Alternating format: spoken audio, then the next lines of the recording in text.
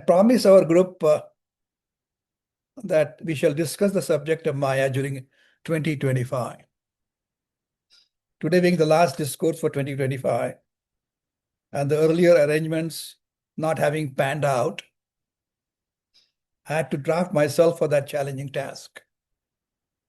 I do hope that each one of you would contribute to today's discussion to make it much livelier and enlightening. Let me start with the story of Swami Vivekananda and Manmatha Ganguly.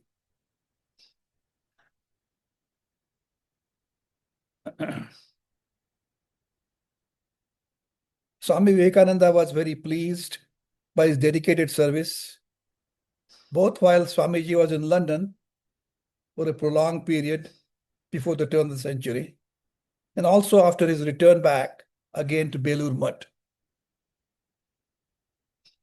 Sometime during 1901, Swamiji was 38, he passed away next year.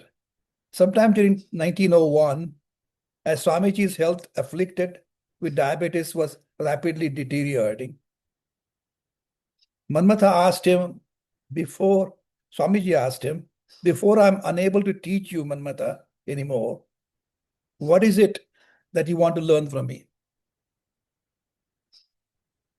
Manmatha replied, please teach me what is Maya.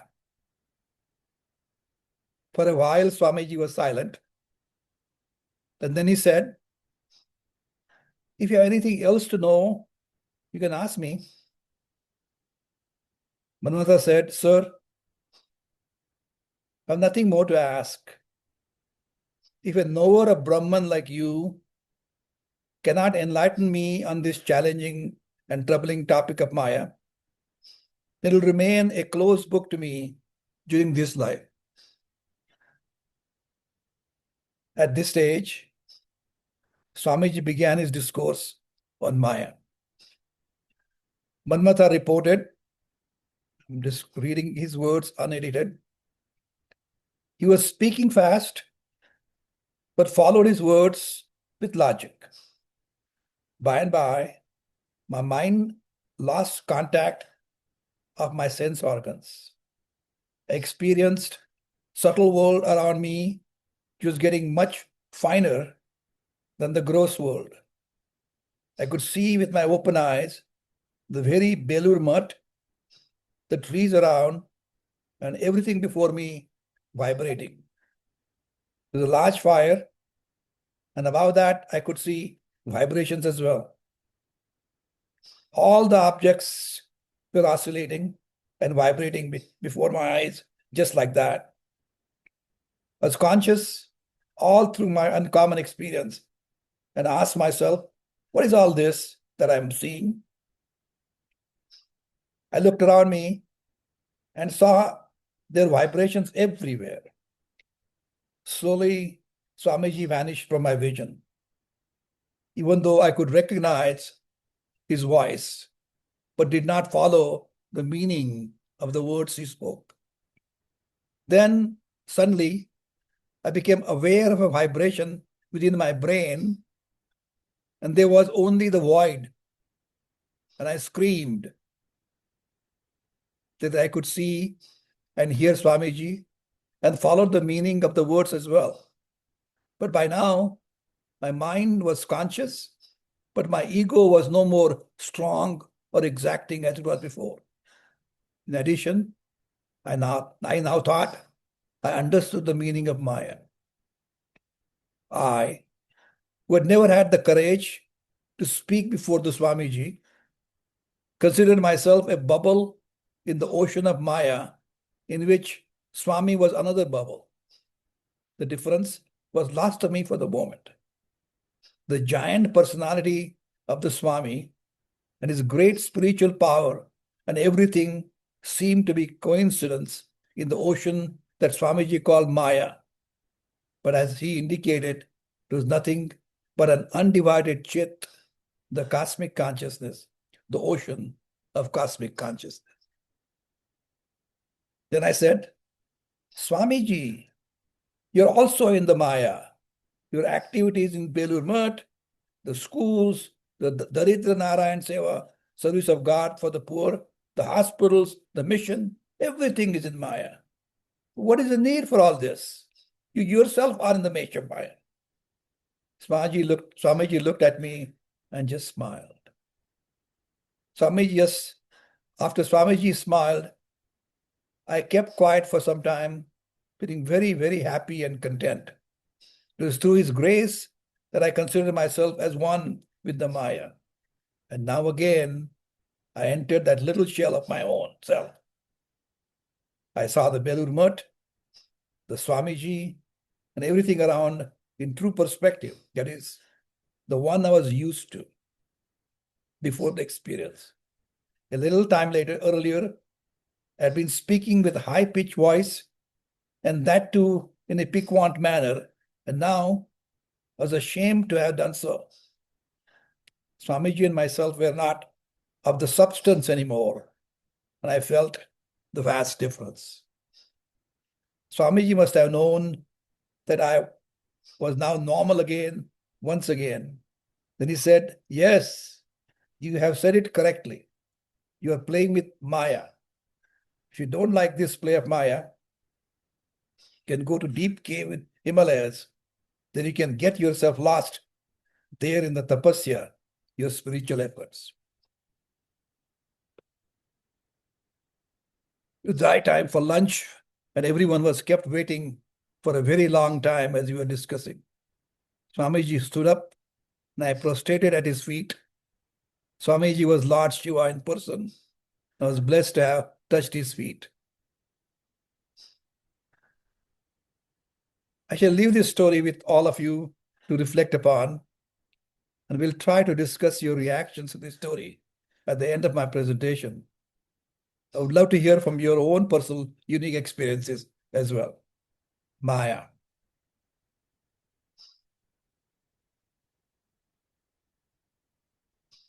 Adi Shankaracharya, in the 8th century, writing in Brahma Jnana Avali Mala, Brahma Jnana Avali Mala, people mistakenly quoted Vivek Chudam. It's not true. That's a different book. He said, Shlokardhena pravikshami yaduktam grantha kotivi brahma satyam jagan mithya jivo brahmaiva napara. Let me explain to you, just in half a sentence, what has been stated in thousands of books. Brahman is the only reality. This world, as we perceive it, is false. The individual is no different than Brahman, which is the ultimate reality. Vedanta indeed declares that our true nature is divine, perfect, pure, and eternally free. We do not have to become Brahman. Friends, we already are Brahman, the ultimate reality. Well, then we can say, if that's the case, why are human beings so shockingly unaware of this monumental fact? The answer lies in the concept of Maya. Maya is not a total illusion in the sense that the world does not exist, but rather it's an illusion of appearance. We are not what we appear to be. Maya is often described as a veil of ignorance, avidya, that not only covers our true nature, but it covers also the true nature of everything around us, and for that matter, the entire universe. Maya is fundamentally inscrutable. We just don't know why it exists and how and when it began. What we recognize is that, like any other form of ignorance, Maya ceases to exist when the knowledge about our true nature or true divine nature is gained. In the Atharva Veda 8:10-22, Maya is power of creation, not illusion. Maya stands for anything that has real material form, human or non-human, but that does not at all reveal the hidden principles and implicit knowledge that create it. The Upanishads describe the universe and the human experience as an interplay of Purusha, the eternal, unchanging principle, consciousness, and Prakriti, the temporary, changing material world, nature. The Purusha manifests itself as Atman, soul, self, and the Prakriti operates as Maya.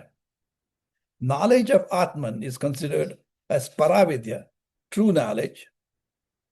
Brihadaranya Upanishad describes Maya as a tendency to imagine something where it does not exist, such as identifying Atman with body.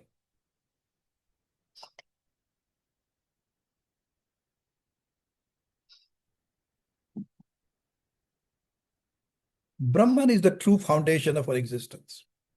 In Brahman, we live, move, create a family, form a circle of friends, and enjoy this beautiful world all around us. In reality, this changing world can be compared to the changing images on a movie screen, pictures transiently flashing on computer screens, variety of emotions observed on the faces along with majestic movements of the dancers with their hands and feet on the lit stage as described in the Sanskrit play Panchadashi. None of these ever-changing images, may those be on the lit stage, movie, or the computer screens, would be ever possible without unchanging foundations for this amazing creation for a movie or computer. That unchanging foundation for this entire universe, including each and every one of us, the ignorant human beings, is Brahman. Once again, let me emphasize that according to our scriptures and emphatically confirmed by Adi Shankaracharya, each and every one of us is no different whatsoever than this unchanging and ever-existing Brahman. This ignorance and misperception for true nature create much more confusion, discomfort, pain, and agony in the domino effect. Identify ourselves with our body. We fear disease, old age, and death. Considering us as independent and separate individuals, with our mind and ego, we are afflicted with greed, anger, jealousy, and several other undesired miseries. And as none of these really affect our true nature, Atman. Maya pre-exists and coexists with Brahman, the ultimate principle, consciousness. Maya is a perceived reality. One does not reveal underlying hidden principles, the true reality. Maya is unconscious. Atman is conscious. Once again, Maya is a complex concept that refers to that illusion or to that magic which prevents us, the human being, from seeing our true nature. Maya is born, changes, evolves, dies with time from circumstances due to invisible principles of nature. Atman, on the other hand, being an integral part of Brahman, is eternal, unchanging, absolute, and a pleasant consciousness. Sanskrit lesson now. Yama Samaya. Yam is what is. Ma is not. Sa, that is Maya. What is not? That's Maya. There are two levels of Maya in this world. First is the Maya of nature, which holds a wealth of beauty and grace behind the appearance of the various landscapes that we take for granted, such as the magic of mountains, rivers, oceans, sky, and stars. Nature is a Maya of beauty and wonder, intimating yet deeper cosmic reality. This Maya of nature can help us develop spiritually as well once we learn to decode its symbol and subtle processes and learn to reflect or meditate deeply upon it. Euteria, a term used by Glenn Albrecht, means a positive feeling of oneness with Mother Earth and its life forces, where the boundaries between the Atman and the nature disappear and allows the individual to a deep sense of peace, happiness, and contentment. Chit Ananda. Second, And perhaps the most difficult level of Maya is the Maya of the human world, which contains hidden influences, control mechanisms, and power games where the social, economic, political, intellectual, religious, and spiritual influences that tend to make up our social order. Just about every person we encounter and every object we see has a deeper story or a mystery. We may know a person by name as our neighbor, but there are other aspects of his life that we do not know, both good and bad. Most importantly, we do not even fully know ourselves. Apart from our familiar self, we have many other potentials and skills. We are capable of performing different jobs, living in different places, or even assuming different identities in life. Just reflect on the place we were born, the place where we grew up as youngsters, and then see exactly where we are today. Our true nature is that of a blissful awareness which exists well beyond the time and space, and as yet we identify ourselves with this our time-bound mortal physical body. Let's talk about understanding Maya and living in this great mystery. When we start blindly accepting any appearance as real, we stop seeing things in life, get used to them, and expect them to be there in a certain way for us. That's why we start taking friendly welcome from our spouse or friends for granted. And as you have all experienced in your own lives, I want to mention, I observed quite a few. And for that, you can get in a lot of trouble now and then, just for taking granted. The fact remains that this world is unpredictable and is consistently not what it appears to be. While forces do continue to move in a certain direction for some time, they can change quickly in the opposite direction as well. Unpredictability of life, though it causes us many problems, is not necessarily bad because it makes this world a magical place that we never get bored of. Only if we are willing to look anew at every moment. What we outwardly are only simple. What we see outwardly are only symbols, indications, and connections with something greater. All things that we come in contact with are but correction. All things that we come in contact with are only doorways to a deeper reality, not the reality themselves. The question is whether we open these doors or take the door itself as final and never walk through to the other side.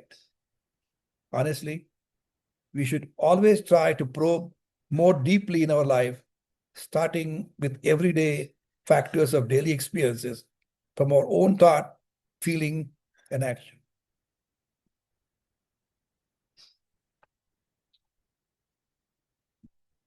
For example, when you see someone well known to you next time, look a little deeper, you'll find something new or different about them. We even ask them about any question about that or their personal story, and some may even be willing to share. Just as some scholars, like Professor Palka in our group, armed with a camera, go out every day and night, snow, rain, or sunshine, probing into the amazing beauty of nature, birds, animals, sunrises, sunsets, and night skies, surrounded with amazing array of stars, and look beyond the veil of appearances to the inner light, intelligence, and law through which the nature works, and share that knowledge and wisdom. We should try to emulate him through our own hobbies and activities and enlightening one another. We live in a world of Maya, which means a universe of great mystery, magic, hidden dimensions, secret energies, and occult forces. Most of these forces are beneficent, with a certain delight that they can be found at the core of all that we come in contact and association with. The ignorant see only the surface of life and are quite content with the surface view of themselves.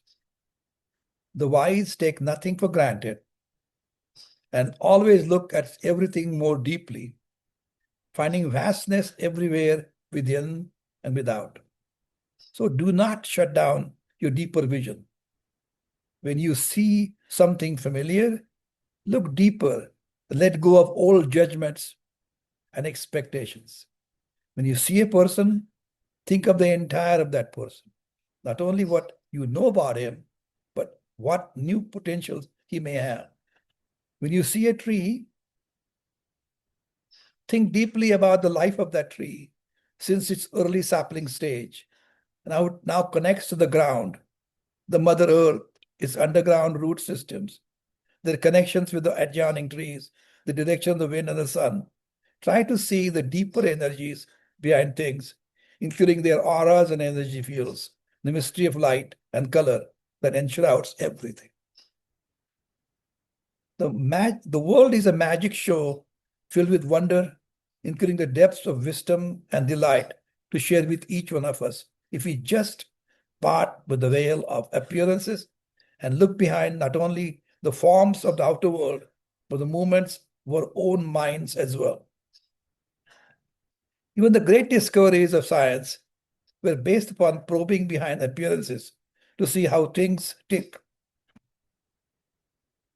Dr. Katalin Kariko, a Hungarian scientist who arrived in USA in 1985, as a refugee, with $1,500 stuffed in her daughter's baby doll, learned English only after arriving in the United States. Through research and intuition, she had always believed that modification of messenger RNA, mRNA, could perhaps revolutionize medicine.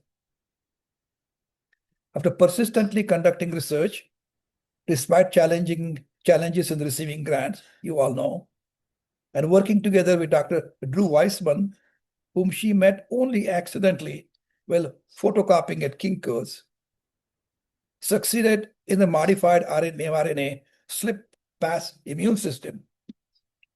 Undetected, cells could then read instructions, build the proteins, and never trigger an inflammatory response.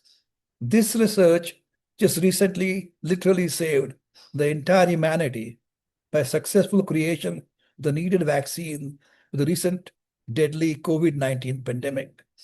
Dr. Rico and Dr. Weissman received a well-deserved Nobel Prize in Medicine and Physiology for 2023.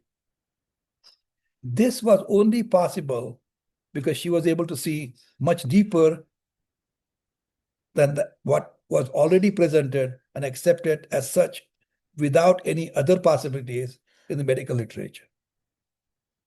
Every type of artist, like my granddaughter Sophia, similarly possess a deeper vision of beauty behind the appearances of the world. Yogic spirituality, when fully inculcated through the meditations, allow us to sense the light of consciousness that exists in everyone and everything.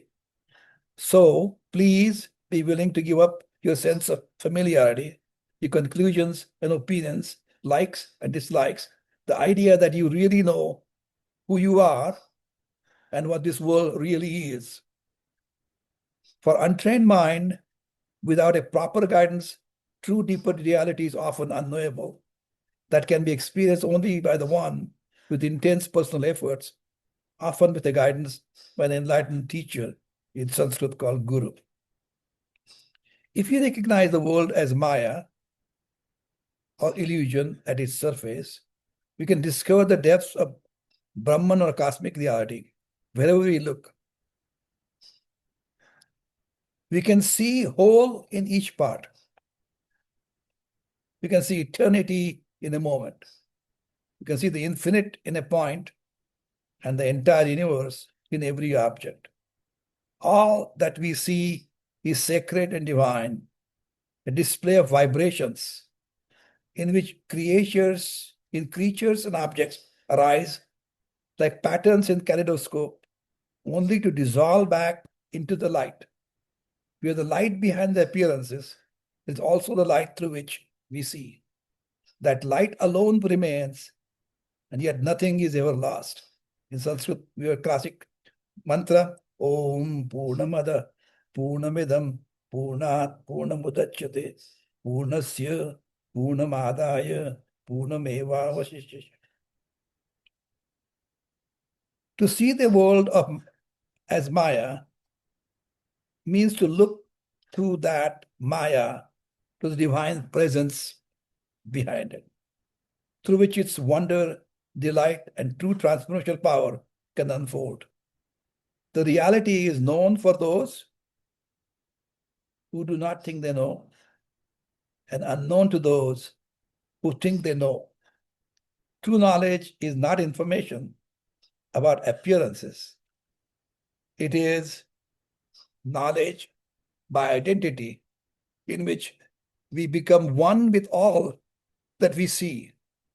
It requires that we see with the light of the heart and not with the memories of the mind. We must learn to look beyond the illusion of multiplicity to the one being, the inner self that shines radiant through each and every one of us, through everything. Maya has been described as divine creative power. Early Vedic texts have described a wondrous, mysterious power, Shakti, of God to create this world. Brahma, Vishnu, and incarnations such as Krishna, female deities like Durga, are considered masters of Maya. In addition to the creation of this cosmos, some deities have described to have exhibited divine displays of Leela.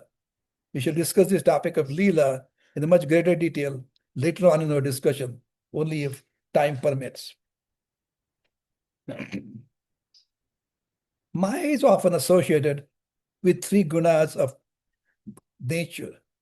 Prakriti, which is sattvic, rajasic, tamasic. Remember, Anand Sati remembers chapter 14 that Prasanna remembers on Gunatraya Vibhaga Yoga, Gita, shaping our experiences leading to the illusion of diverse reality.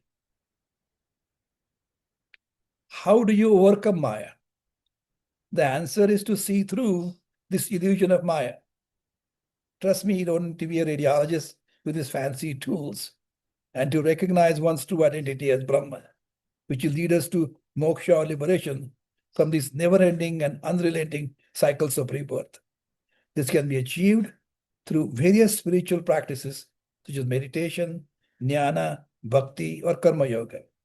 At the outset in our life, one can pursue efforts to gain knowledge of true identity, either by renunciation, either after renunciation, or by being a responsible family man.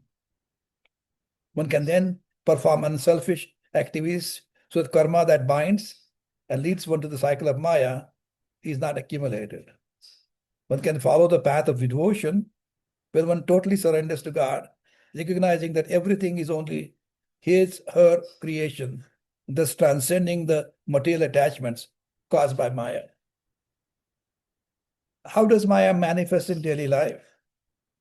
It manifests as individuals' misconception that this transient, ever-changing, diverse world is the permanent reality, obscuring the underlying unity of Brahman. Is a force of habit that causes a person to mistakenly identify with one's physical body, mind, ego, instead of identifying with Atman, one's true self, which is the same as Brahman. What are the examples in daily life? Mistaken identity, that means identifying one's physical body, gender, social status, possessions as the real self. I am this body, this is my house. This false ego makes a person to forget one's true nature as part of universal consciousness. We tend to chase transient happiness, believing that this will bring about everlasting happiness and fulfillment.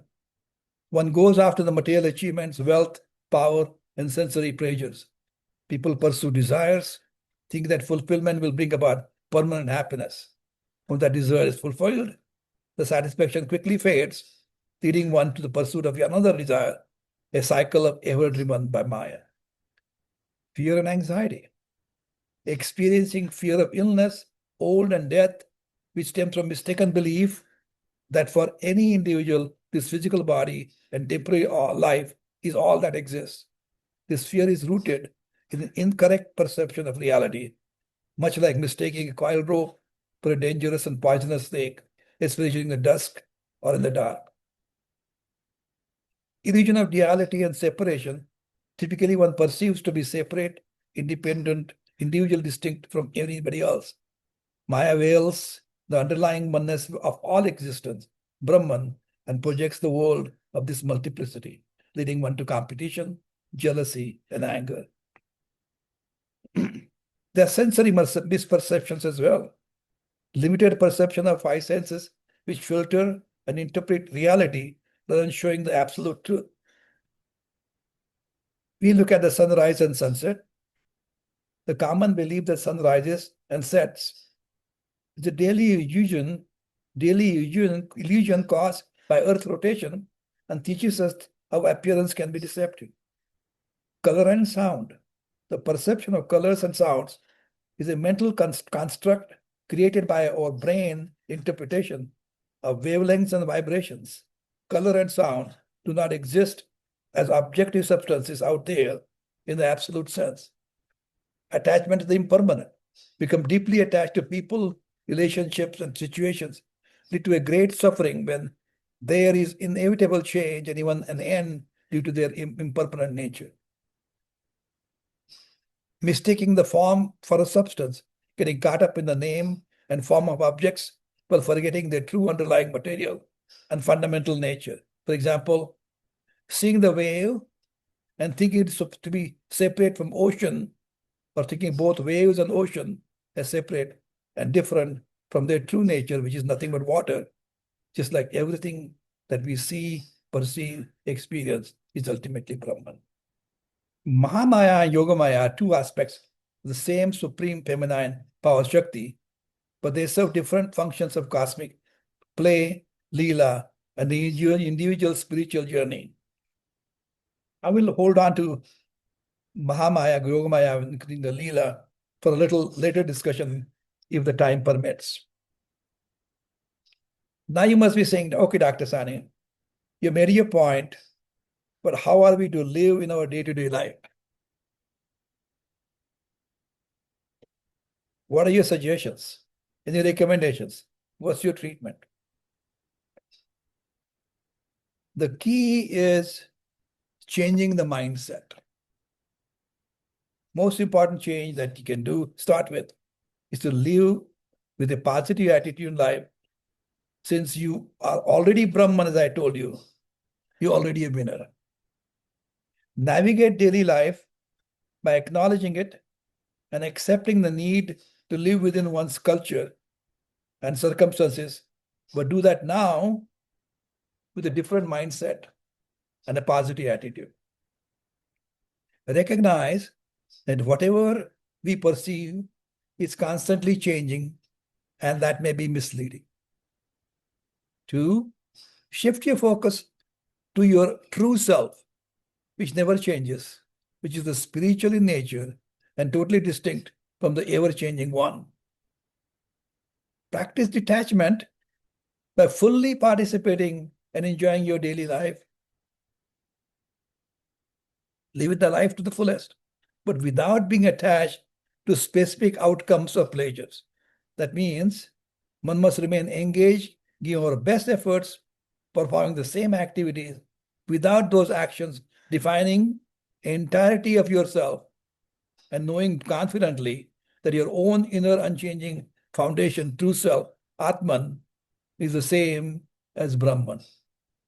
Use painful life experiences, everyone has them, but use those experiences as teachers for your personal growth, that those lessons may make it easier to see through the illusion and realize what's truly important. What are the specific actions to take? 1, regular meditations. Those meditations would help you to stabilize your mind and your senses, you'll be able to see the things more clearly, let you move beyond the duality of perception. Try to reach samadhi or state of turiya on a consistent basis during the meditation. We'll talk about turiya a little later when the time permits. In the morning, you start the day with sadhana. Change the attitude. Look at the world as one sees a movie in a movie theater. Not get over attached. If you like something in the movie, relive those moments in your mind in the way we look at the picture albums, which are made after the family gatherings or trips. We tend to keep the best ones. Create a supportive friend circle of good friends who are grounded in healthy habits. Allow one to perform healthy activities for one's emotional or even spiritual growth. Friends can pick you up if you're unhappy or too tired to participate. As a group, you could pick up your spirit and perform community services to help those who are less fortunate and are in need of basic things in life, such as food, clothes, and shelter. Just like each one of us, these less fortunate individuals are Brahman as well. Cultivate attitude of contentment. This change in your attitude is absolutely critical. This needs to be a focus on inner contentment than the external validation. Do dress well with clothes. Enjoy your jewelry freely if you like it, but not at all to flaunt. I still remember those Abhangas of Marathi Santa, Abhanga 2098 or Tukaram. He lived from 1608 to 1650 in Dehu. Thevile anante taisechi rahave, chitti rasojave samadhana. That word of Tukaram and Nyandev and Eknath, all of them are so pleasing and comforting. So, Thevile anante taisechi rahave, chitti rasojave samadhana. Let go of what does not fit. Do not hold on to something for a show, for anybody's validation or personal ego. Stop chasing transient happiness. Stop believing that lasting happiness can be found in material achievements, wealth, power, or sensory pleasures. You'll feel frustrated if you do not succeed.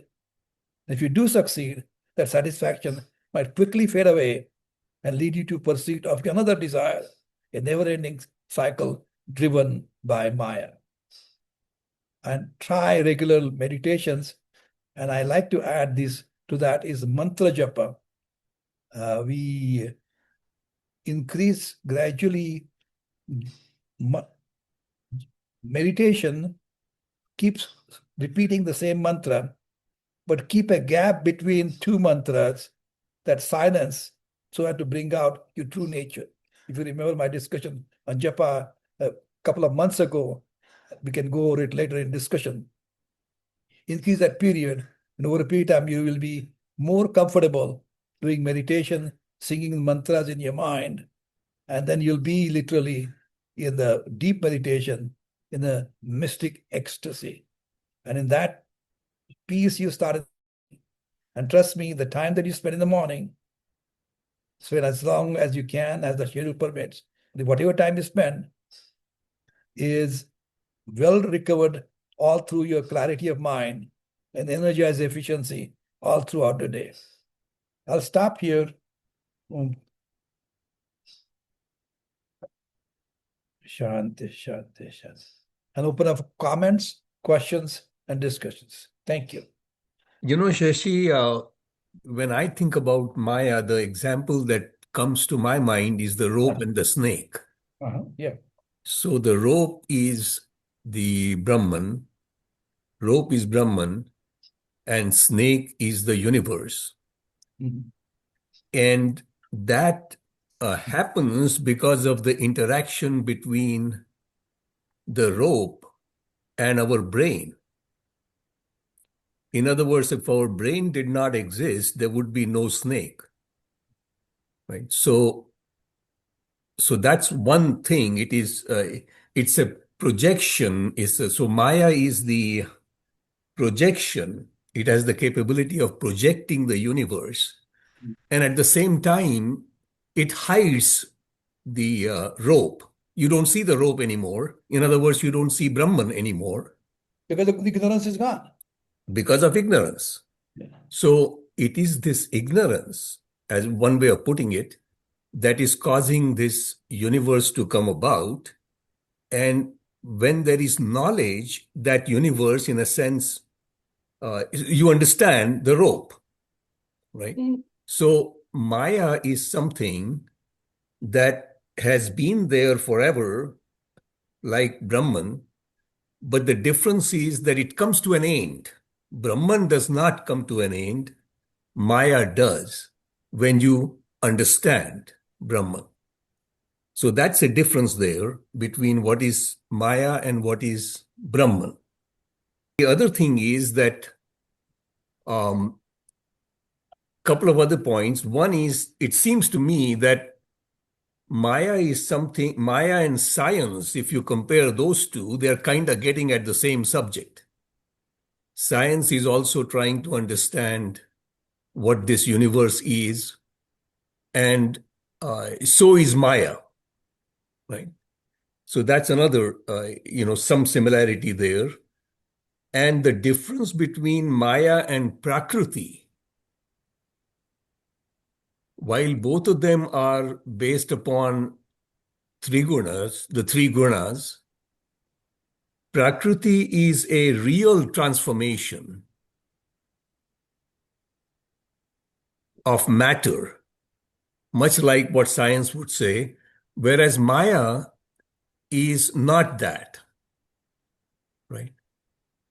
So there are some similarities between the two, and there is a major difference between the two as well. I hear what you're saying, but as long as you understand Brahman, all these different things, are wrong in different ways, wrong in different ways. There's there are a lot of lots of wrongs. There's similarity between wrongs, it's true. But if you understand Brahman, if you know the whole enchilada, then everything else falls in the right place. Right. But the key is basically, being a doctor, I want a treatment. I want to make sure the problem is solved so different diseases, symptoms don't show up. The principle basically is to know the Brahman. Until that time, that Brahman is understood, you have to symptomatically treat the patient, how to lead in your life. So that's what I discussed this. Right. See, the other analogy has been that the movie screen, I think you brought this up briefly, the movie screen is Brahman, and the movie itself is the movie called the universe itself is Maya. Now, to me, the interesting thing is that with Advaita Vedanta, it seems that the movie only plays when there is somebody in the theater. Whereas with Dvaita Vedanta, the movie is continuously playing. Dr. Sane, for a blind person, what is the movie? But movie is still playing. For an earthworm, it's the earth around him. He can't see. So only the earth is there. So visual example, I mean, it may be an aid to help humans, but I think it's limiting us that, okay, this is a kind of a visual experience, what we are having. Because that still means that, okay, it's whatever we are dealing with is real. I mean, a fish never sees maybe, the sunlight, or they may not have to depend upon eyesight. And there's a lot of species who don't depend upon eyesight. Yeah, it's only in the realm of the earth that, okay, sunlight is there, then the life can visualize. So that's why the universe exists. But most of the universe exists without someone seeing it. So that example also doesn't hold. Their senses, different senses are intense. If somebody who's blind, the other senses of that living being are intensified as well. You understand? You see what I'm saying, Anand? I lost your.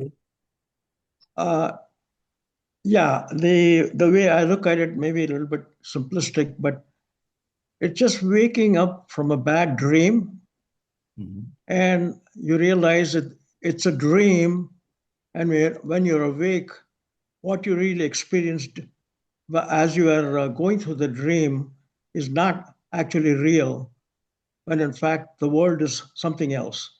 That's the way I look at this thing. At the same time, what I'm describing, Brahman, is even different than world. So if it is described as a misunderstanding, which is often the word used in this context, you need somebody capable of misunderstanding. You cannot learn Anand through words. You have to feel it in your heart and experience it. That's all I can tell you. That's a different topic. Yeah. No, that's what the Upanishads talk about. That's why I describe my notes, basically show you. Words are fine, but unless we know it, experience it, means nothing. The reason I use the words because you want to convey or communicate through somebody else. Otherwise, no. That my mention says those people who think they know, they don't know. And people who are modest and honest, they know, but they won't say about it. Anyway, that's fine. So, Dr. Sane, I yeah. think this was a very profound discussion because I don't think I got a grip on it. I may have to listen to it a few times again. But, the first example you had of Vivekananda's great devotee who said, please tell me about Maya. I mean, obviously it's because it's a profound topic. But you know how we describe somebody who's delusional, as a very negative thing. It seems like, as you say, they're just words, but illusion, delusion, being in touch with reality, not tethered to reality. There's so many of these sound bites that come up. And, it seems like creative people really are not touched with reality. They're so creative, they go beyond that to get inspiration from other sources, etc. So is it good that we are so tethered to reality? We see everything in black and white or color or something, and maybe we should let our mind roam. I know meditation focuses all of that and helps you, but we're trying to find out what is the answer to all of this. After so many years on this earth, we believe we know what is reality and what is not. And that person is not real. That person is delusional. But look at that devotee.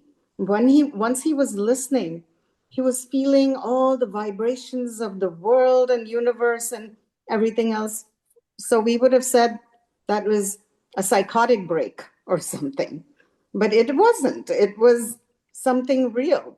So what is real, what is not, is, No, I think basically, obviously, cannot go in Manmatha's brain as to what I was feeling at that time.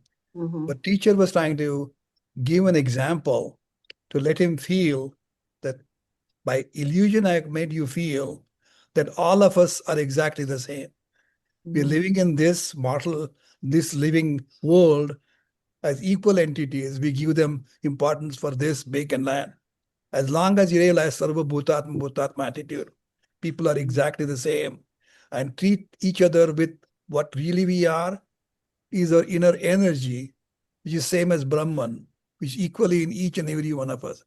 Just apart we have external facade, you see through that and recognize that everybody is to be treated with love, compassion, because that's our true nature. So that's the way I look at it. So because Manmatha was so devoted to Vivekananda, he looked at him in a different concept, but wanted him to know that we are nothing, each one of us nothing different in consciousness itself. We're in the same boat, we're fellow passengers. There's no difference between you and me. So that he was showing the ego does not exist. People who know, they don't know that they don't know. You see what I mean? But the point basically he was trying to say, but how can you teach that to somebody who thinks he already knows?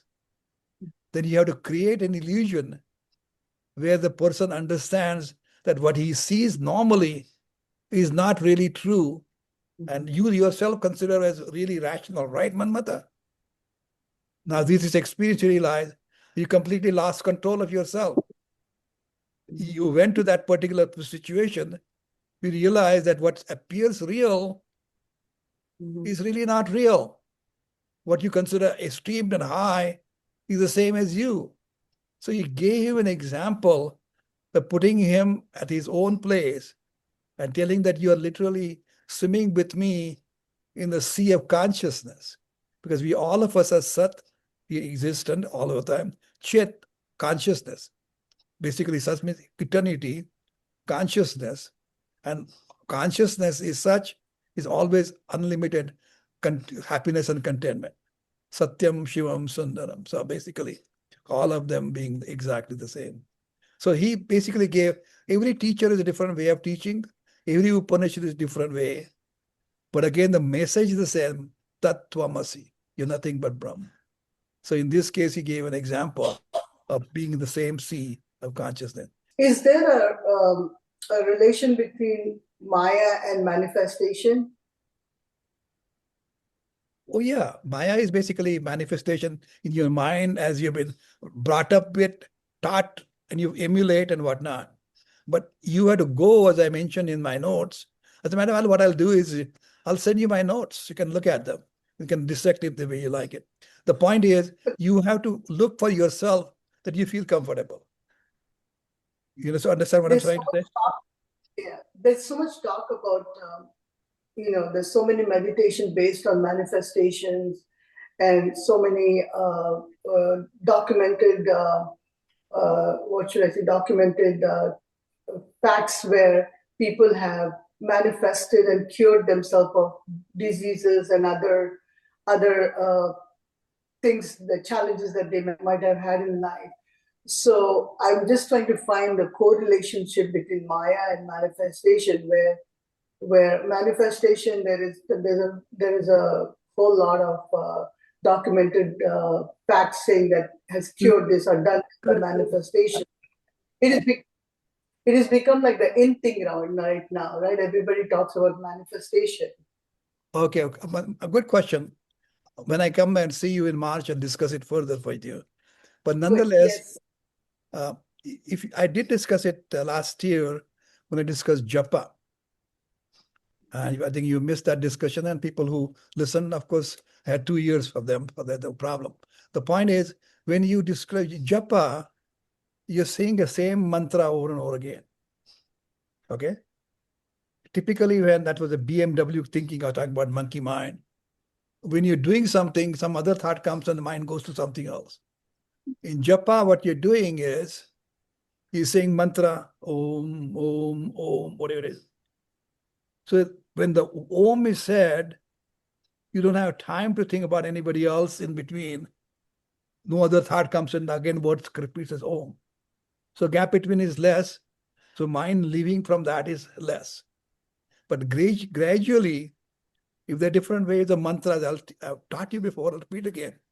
Mantra, as I told you, om, whatever the mantra, I gave it to you. But then gradually keep an increasing gap. How do you do that? Instead of saying loud word because it makes noise, keep lipping it. Lip movement, upaunshi. And then basically manasik mantra. And basically that increases the power because it shows increased concentration of your mind. Now, why I'm saying this, as a matter of fact, next year I plan to discuss Mandukya Upanishad in greater detail. You'll see where between the mantras, if there's a gap, what exists at that time?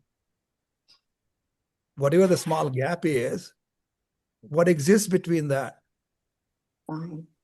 That is your nature is showing in between. So what you're trying to do is to bring out nature for a greater length of time.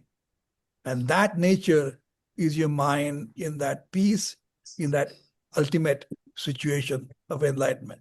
When I discuss the Mandukya Upanishad, it starts, actually that Upanishad, you should read it in advance, which basically talks about Om. Chatushpat, not Chatushpad, not 4 legs. 4 quarters, A-U-M, and the 4th part is a silence complete. But silence is there between all of them. But that silence is your true nature. So again, 1,000 different kind of mantras because we call meditations. Anything American is making money. So different kind of meditations come about. An average person falls prey for it. Very few people go directly to the original source.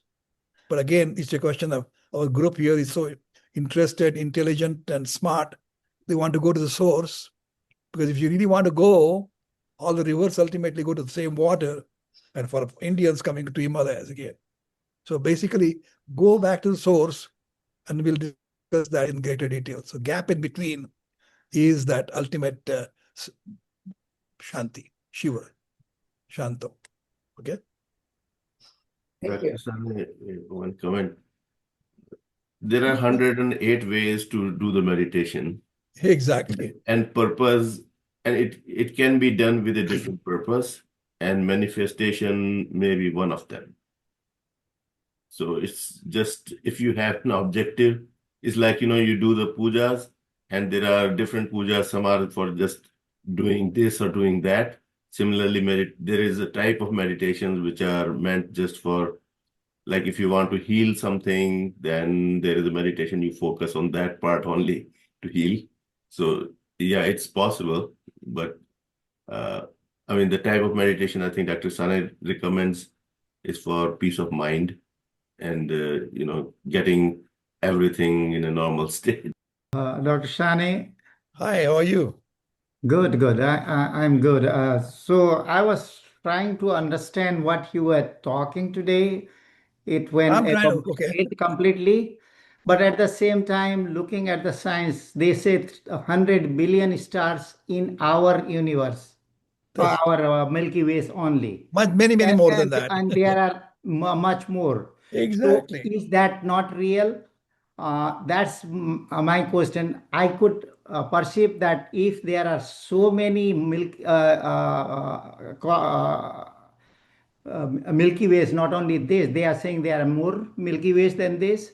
So the universe is so vast. So there has to be a creator, and if that creator is Brahman, which is consciousness, and if this Maya is the creative force which comes and goes, and there is Pralaya and Mahapralaya and things like that, that I can understand. But to say that this universe does not exist is just illusion is very hard for me to take.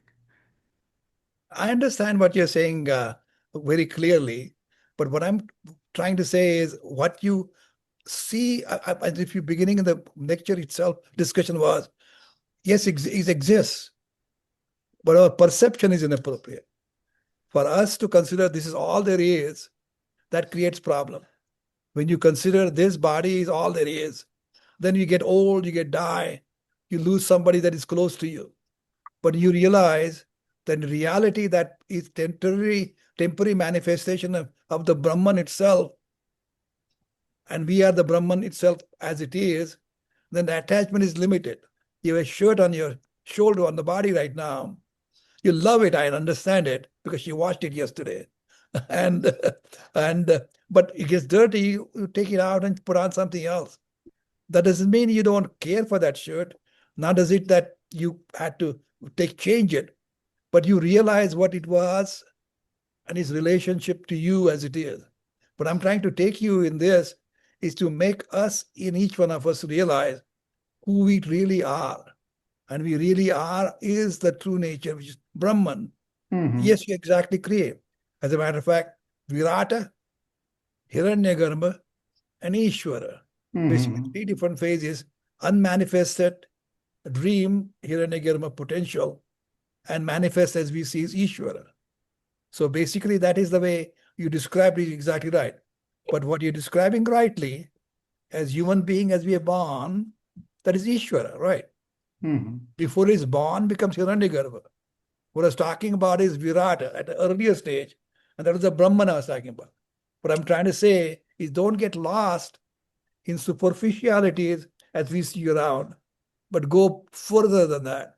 Because this world is ever changing. That is Maya. When you do that, then you get attached to material things such an extent that influences our actions, behavior, without knowing our grounding, who really we are. So this is ever-changing world is of that Maya. What I'm trying to say today, because somebody asked me to discuss on Maya, Thank you. is to realize, don't lose your foundation. Your foundation is Brahman. That Brahman is the one who is a creation, and creation is in one manifest form, potential form, and fully form as Ishvara.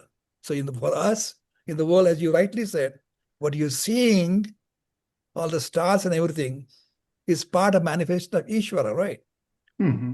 But over a period of time, as the cycle goes through, everything will dissolve, as you see partially with various stars, black holes describing.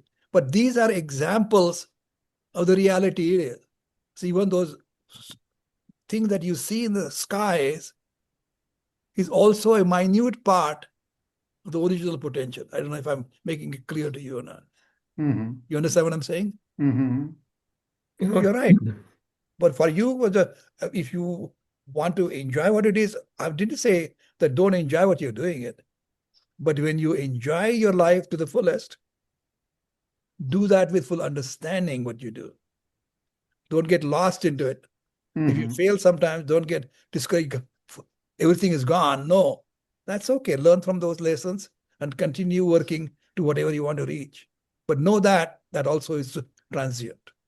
Okay? Okay, thank you. To me, it means, it comes down to what is meant by real.